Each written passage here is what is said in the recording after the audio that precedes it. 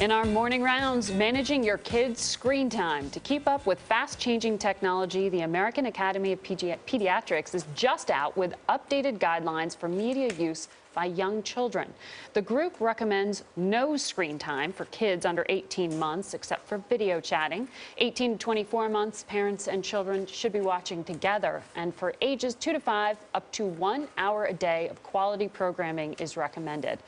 Our Dr. Tara Narula is here. Good morning. Good morning. Now, people worry about parking their kids in front of screens, but what does this actually do health-wise? Well, the important message is that this is everywhere. And so if your kids are not being exposed to it at home, they're getting it on the bus or in the playground. And what pediatricians are telling us is that it's essential that we find balance because there can be positive and negative effects to media. They want us as parents to be media mentors, as they put it, where we really teach kids to use media as a tool to create, to connect, and to learn. What they don't want is for too much media to displace the important jobs of being a child. What are the jobs? Hands-on unstructured play, socialization, and sleep. What we do to these young minds, it shapes who they become down the road. It's very important. What does it say that the American Academy of Pediatrics is getting involved in this, Tara? Because I think, isn't it just parenting? You're supposed to know what to do? We don't know a lot of things as parents, and I think parents want structure. They want some guidelines. They want to know, should I allow my kids 15 minutes of screen time, an hour, no time? It is a big void, and really the pediatricians had not been discussing this. I mean, I've never had my pediatrician talk about this at a visit, but I do think it's important. What are the downsides? So there are risks. First, obesity. So if you're parked in front of a TV as a child, you're at risk for a higher BMI or body mass index and future weight gain.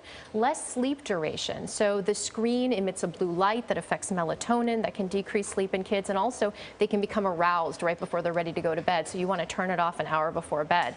And then child development. So if they're, again, parked in front of a screen and not interacting with you or their caregiver, they're at risk for speech delays, cognitive delays, emotional delays. And one other thing that parents do very often is to give their kid an iPad or an iPhone to calm them down.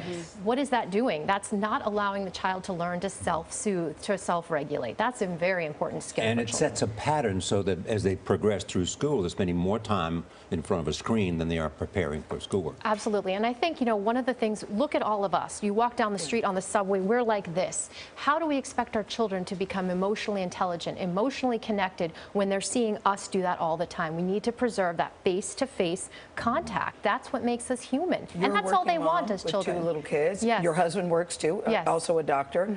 Are these guidelines realistic for busy people? I think they are. I think that they're guidelines. It's not a one-size-fits-all. We're not perfect.